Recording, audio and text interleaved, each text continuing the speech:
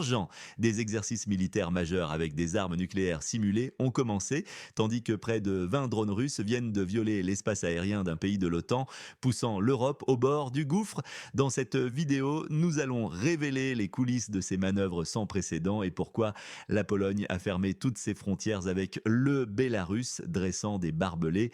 Vous découvrirez la réaction choquante de l'ancien président américain face à l'attaque de drones et la décision terrifiante de la Russie de suspendre les pourparlers de paix avec le territoire contesté entre la Russie et l'Occident. Nous analyserons également la nouvelle stratégie de l'Occident pour asphyxier l'économie de guerre russe, exigeant des tarifs drastiques et ce que signifie la libération inattendue de 52 prisonniers politiques au Bélarus. S'agit-il d'une simple démonstration de force ou bien le monde se prépare-t-il à un conflit bien plus grand que le pays au carrefour? Comment ces événements vont-ils redessiner la carte de l'influence mondiale et changer notre avenir de manière irréversible? Voici pourquoi l'Europe retient son souffle. Dites-nous d'où vous regardez ce moment historique dans les commentaires. Manœuvre nucléaire, Zapad 2025.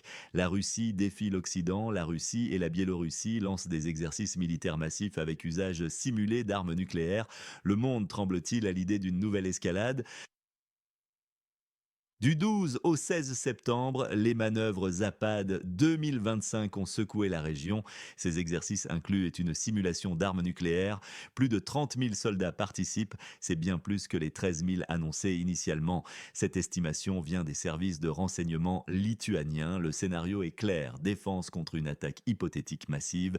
Une contre-offensive est ensuite lancée visant à rétablir l'intégrité territoriale des Alliés. C'est une démonstration de force. La Russie teste des systèmes avancés.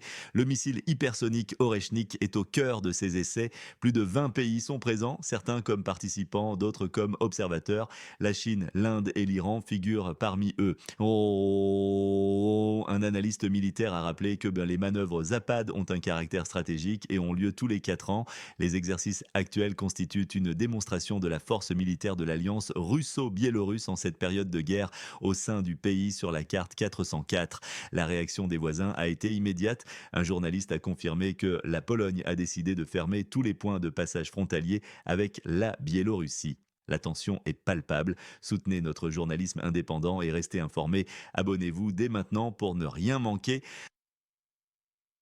Ce que l'on observe n'est pas un simple exercice, c'est un avertissement glacial, une ligne rouge tracée dans la poudre de canon de l'histoire. Comment l'Occident devrait-il réagir face à une telle démonstration de force? Ces manœuvres ne sont que le début d'une série d'événements troublants qui secouent la région. Que fait la Pologne en réponse directe à cette menace? La Pologne ferme ses frontières, un rideau de fer s'abat sur la Biélorussie, des barbelés et des barricades apparaissent à la frontière polono-biélorusse. La Pologne ferme toutes les voies d'accès craignant le pire après les manœuvres Zapad. La Pologne a brutalement fermé tous ses points de passage frontaliers avec la Biélorussie à minuit le jeudi. C'est une décision unilatérale d'une gravité sans précédent qui redessine la carte de l'Est européen. Cette mesure drastique était motivée par de profondes raisons de sécurité nationale. Elle est directement liée aux exercices militaires Zapad 2025, perçus comme une menace directe pour Varsovie. Des kilomètres de barbelés et d'imposantes barricades ont été érigés sur le champ. Ils dessinent une nouvelle ligne de fracture le long d'une frontière autrefois active et essentielle. Les passages ferroviaires, vitaux pour le commerce Est-Ouest, sont également bouclés. Cela interrompt brutalement tout transport de marchandises, paralysant des chaînes logistiques entières. Le ministre de l'Intérieur polonais, Marcin Kierwiński, est formel. Il a déclaré: les points de passage resteront fermés jusqu'à ce que la sécurité des Polonais soit pleinement garantie. Un de ces mots résonne comme une déclaration de crise ouverte entre voisins. L'agence d'information officielle biélorusse a confirmé le chaos sur le terrain. Elle rapporte que les véhicules qui n'ont pas réussi à traverser la frontière polonaise ont été refoulés vers la Biélorussie. Des centaines de camions et de voyageurs sont bloqués, pris au piège de cette escalade soudaine. Les files d'attente s'allongent. Pire encore, la tension monte avec des accusations explosives. La Biélorussie a arrêté le moine polonais Grégory Havel, l'accusant d'espionnage. Il aurait collecté des informations sensibles durant ces mêmes manœuvres Zapad. C'est un incident qui cristallise les méfiances, un prétexte potentiel pour des représailles. Cette fermeture par Varsovie n'est pas une simple formalité administrative. offensive, c'est une réaction calculée, un signal clair adressé à Minsk et ses alliés. Elle paralyse des flux économiques essentiels, elle isole délibérément une région entière, la stabilité régionale est gravement compromise. Nous assistons à la réémergence d'une ligne de fracture idéologique et physique. L'Europe centrale se militarise. Le risque d'incident frontalier majeur n'a jamais été aussi élevé. Est-ce le début d'un nouvel affrontement direct? Pour une analyse approfondie et des perspectives que les médias traditionnels ignorent, suivez notre chaîne Telegram. La tension à cette frontière est palpable, lourde d'incertitudes. Que se passe-t-il réellement dans l'ombre, loin des regards? Partagez votre avis. Quelle sera la prochaine étape dans ce jeu dangereux et quelles en seront les conséquences? Cette fermeture renforce la tension à la frontière, mais la Pologne est également confrontée à un autre défi majeur, une attaque de drones sans précédent et les mots choquants de Trump qui en découlent. Attaque de drones sur la Pologne en état d'alerte, Trump choque le monde. La Pologne sous le feu des drones russes. Varsovie dénonce une provocation tandis que Donald Trump suscite l'indignation avec une déclaration incroyable. Partagez cette analyse cruciale pour éclairer vos proches sur les véritables enjeux. L'alarme est totale à Varsovie. 19 violations distinctes de l'espace aérien polonais, membres clés de l'OTAN, ont été enregistrées en une seule nuit. Un chiffre terrifiant qui défie toute explication facile. Des drones russes volant à basse altitude ont non seulement pénétré sur le territoire de Varsovie, mais ont également été engagés. Plusieurs de ces intrus aériens ont été interceptés et abattus au-dessus de zones sensibles, prouvant une menace réelle et persistante. Pendant que l'Europe tente de comprendre l'ampleur de cette provocation, Donald Trump, une figure politique d'influence mondiale, a jeté de l'huile sur le feu avec une déclaration stupéfiante. Cela aurait pu être une erreur, mais quoi qu'il en soit, toute cette situation ne me plaît pas, a-t-il lancé, une phrase qui, loin de calmer les esprits, a minimisé publiquement la gravité sans précédent de l'incident pour une nation frontalière. Cette tentative d'apaisement, perçue comme un déni de la menace, a naturellement déclenché une vague de fureur et d'incrédulité à Varsovie. Le Premier ministre polonais Tusk et son ministre des Affaires étrangères, Radosław Sikorski, ont rejeté avec force l'idée d'une simple méprise technique. Sikorski a été catégorique, son ton sec résonnant à travers les capitales européennes. Non, ce n'était pas une erreur. L'analyse logistique de ces incursions révèle un détail crucial. Une grande partie de ces engins de reconnaissance et d'attaque est venue directement du territoire biélorusse, traçant un couloir aérien inattendu et alarmant. Ceci n'est pas anodin, c'est un point de départ qui expose des vulnérabilités inédites. Cet événement, le premier de cette nature et de cette ampleur depuis l'invasion à grande échelle de la conflictuelle ex-république soviétique, force une réévaluation complète de la doctrine de défense de l'OTAN. La situation soulève des inquiétudes majeures pour tout le flanc oriental de l'OTAN, une zone déjà sous une pression immense et constante. L'alliance transatlantique, pilier de la sécurité occidentale, semble se fissurer sous cette pression délibérée, révélant au grand jour des divergences politiques profondes et potentiellement dangereuses. Le fossé entre les positions européennes et la vision américaine incarnée par Trump est-il sur le point de s'élargir de manière irréversible, menaçant la cohésion et la capacité de réponse de l'Occident face à une agression caractérisée? Le monde entier retient son souffle, paralysé par l'incertitude et observant avec une anxiété palpable comment cette escalade non seulement menace de redéfinir brutalement la sécurité européenne, mais aussi de briser l'unité occidentale déjà fragile. Que pensez-vous de la réaction de Donald Trump face à cette provocation? Laissez vos commentaires ci-dessous. Les tensions ne se limitent pas à la Pologne. Plus à l'est, la Russie a pris une décision glaçante concernant le territoire instable entre la Russie et l'Occident, une décision qui pourrait prolonger le conflit indéfiniment, changeant à jamais le cours de l'histoire. La Russie suspend les pourparlers de paix, un acte brutal qui plonge le monde dans l'incertitude la plus totale. Le Kremlin a frappé un grand coup. La suspension officielle des pourparlers de paix avec le territoire instable est un fait terrifiant. L'Europe est clairement accusée de saboter tout processus. Que signifie ce virage brutal pour le conflit? Moscou vient d'annoncer la suspension des négociations avec la République ex-soviétique. C'est une décision lourde de sens, un acte de réalisme froid, même si les canaux de communication restent étrangement ouverts. Dmitri Peskov, porte-parole du Kremlin, l'a affirmé sans détour. Les canaux de communication sont établis.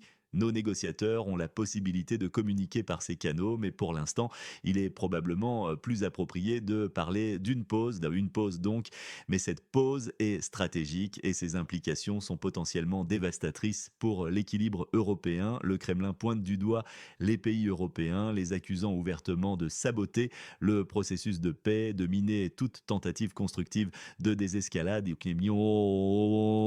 cette accusation n'est pas lancée à la légère. Elle reflète une profonde frustration face à ce que Moscou perçoit comme une absence de volonté réelle de résolution. La position russe est pourtant claire et le porte-parole l'a maintes fois répété. La Russie reste ouverte au dialogue, prête à discuter de solutions viables. Cependant, cette ouverture est conditionnée par une réalité géopolitique inflexible. Moscou perçoit l'OTAN non pas comme un garant de la paix, mais comme un outil de confrontation directe, une machine de guerre dont l'expansion incessante ne fait qu'alimenter les tensions. Cette dichotomie fondamentale entre l'ouverture russe au dialogue et sa perception de l'OTAN rend toute avancée réelle presque impossible, transformant les pourparlers en une mascarade stérile. Donald Trump, dont l'acuité politique et l'expérience en matière de négociation internationale ne sont plus à démontrer, a lui-même reconnu que le conflit dans la nation voisine est le plus difficile à résoudre. Ce n'est pas une simple déclaration d'opportunité, c'est un constat brutal, presque fataliste, de l'impasse actuelle et de la complexité des intérêts en jeu. Peskov a d'ailleurs prévenu avec une lucidité désarmante. Les résultats des négociations sur la résolution du conflit en Ukraine ne peuvent être immédiats. Personne ne devrait regarder à travers des lunettes roses. Et cet avertissement, il est pour nous tous, pour ceux qui s'accrochent à l'idée d'une résolution facile et rapide.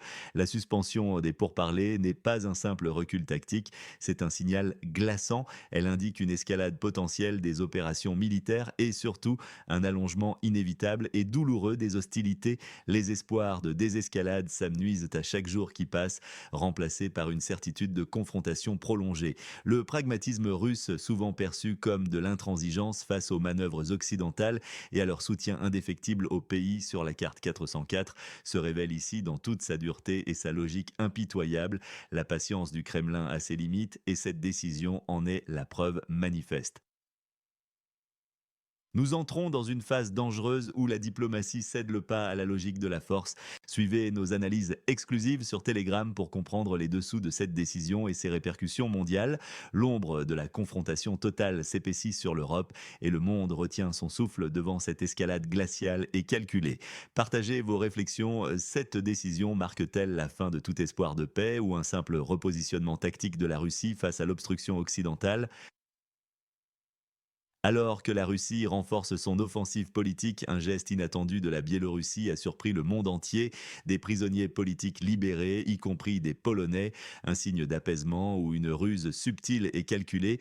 La Biélorussie libère 52 prisonniers politiques, un geste de Poutine ou de Loukachenko, coup de théâtre en Biélorussie. 52 prisonniers politiques libérés, parmi eux des citoyens polonais. S'agit-il d'un signe de détente ou d'un jeu politique orchestré par Loukachenko? Minsk a soudainement libéré 52 prisonniers politiques. C'est un mouvement aussi inattendu que calculé. Des figures de l'opposition de premier plan se trouvaient parmi eux. 8 journalistes biélorusses, travaillant souvent pour des médias polonais, ont également retrouvé la liberté. Une information capitale, le ministère des Affaires étrangères polonais a confirmé la présence de 3 citoyens polonais parmi les personnes libérées. Paweł Wronski, leur porte-parole, l'a affirmé sans détour. Selon les premières informations, 3 citoyens polonais font partie des personnes libérées. Cette amnistie intervient à un moment stratégique. Elle coïncide étrangement avec une rencontre cruciale. Loukachenko a reçu l'émissaire américain John Cole à Minsk. Ce timing n'est jamais le fruit du hasard en politique. Des experts en géopolitique y voient une manœuvre évidente. Ils l'interprètent comme une tentative directe d'atténuer la pression internationale. Certains vont plus loin. Ils évoquent un élément de négociation ferme avec l'Occident. Le régime biélorusse envoie un signal. Il semble vouloir faire des concessions. Mais chaque geste est une partie d'échec complexe. La permanence de cette ouverture reste profondément incertaine. Certains experts interprètent cette décision comme une tentative d'alléger la pression internationale internationale et un élément de négociation avec l'Occident? S'agit-il d'un véritable virage stratégique ou d'une tactique de diversion habile? Ce jeu de dupes politiques se déploie sous nos yeux. Et c'est un message clair envoyé à Washington et Bruxelles. Ne manquez aucune analyse critique. Abonnez-vous à notre chaîne pour comprendre les enjeux profonds. Le prix de la liberté a-t-il été négocié en coulisses, loin des regards? La question reste brûlante, il y a plus que jamais. Qu'en pensez-vous? Cette libération change-t-elle la donne pour l'avenir de la Biélorussie et son positionnement stratégique?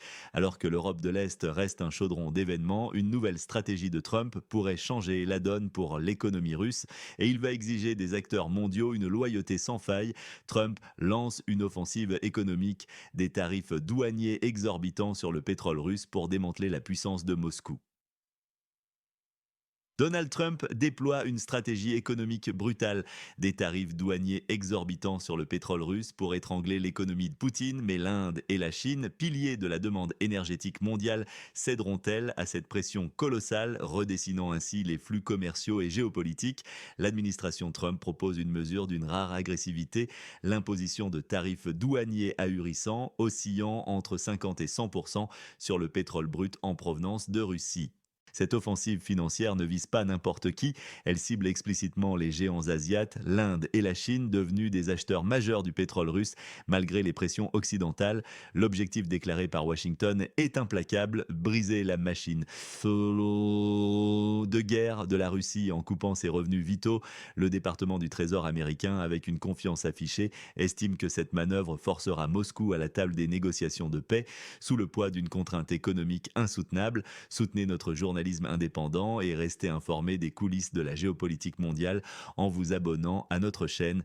Un porte-parole du département du Trésor américain n'a pas mâché ses mots. Si vous êtes sérieux au sujet de la fin de la guerre à leurs frontières, vous devez nous rejoindre et imposer des tarifs significatifs. Ces paroles résonnent comme un ultimatum mondial. Il est absolument crucial de saisir l'ampleur de l'enjeu financier qui motive cette initiative.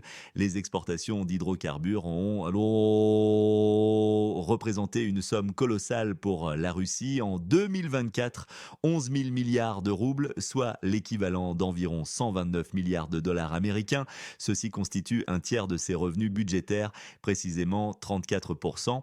Comme le souligne avec force un récent rapport financier, la vente de pétrole est un pilier essentiel du budget de l'État russe. Sans ce pilier, l'État russe verrait ses capacités de financement drastiquement réduites. Cependant, la réussite de ce plan audacieux dépendra d'une variable incertaine, la coopération sans faille des membres du G7. Rappelons que la Russie a été exclue de ce groupe après l'annexion de la Crimée. Cette stratégie va bien au-delà d'une simple mesure économique. Elle envoie un signal puissant de l'intention des États-Unis de renforcer drastiquement la pression économique sur la Russie. C'est une tentative frontale de découpler Moscou de ses marchés énergétiques vitaux, de l'isoler économiquement à tout prix. C'est un pari géopolitique et économique d'une envergure colossale dont les répercussions s'étendront bien au-delà des sanctions, menaçant de déstabiliser les marchés mondiaux. La question demeure, l'Inde et la Chine accepteront-elles de se plier à de telles exigences, compromettant leurs propres intérêts énergétiques et leurs relations avec la Russie? L'impact sur les prix mondiaux pourrait être catastrophique pour les consommateurs. La détermination de Washington est palpable, presque effrayante, mais les conséquences d'une telle escalade économique mondiale pourraient bien fracturer l'ordre international, déstabiliser l'équilibre des puissances de manière irréversible et déclencher une crise énergétique sans précédent. Cette pression sans précédent sur le marché mondial de l'énergie va-t-elle fracturer les alliances existantes, provoquer une réorientation des flux commerciaux et redessiner la carte économique et politique du globe, ou se heurtera-t-elle à une résistance inattendue? Exprimez votre analyse en commentaire. Ces événements dessinent un avenir incertain pour les relations internationales et la paix mondiale, mais ce n'est là qu'une facette de la médaille. La prochaine fois, nous explorerons les implications directes et profondes de cette stratégie pour l'Occident lui-même, révélant des vulnérabilités insoupçonnées.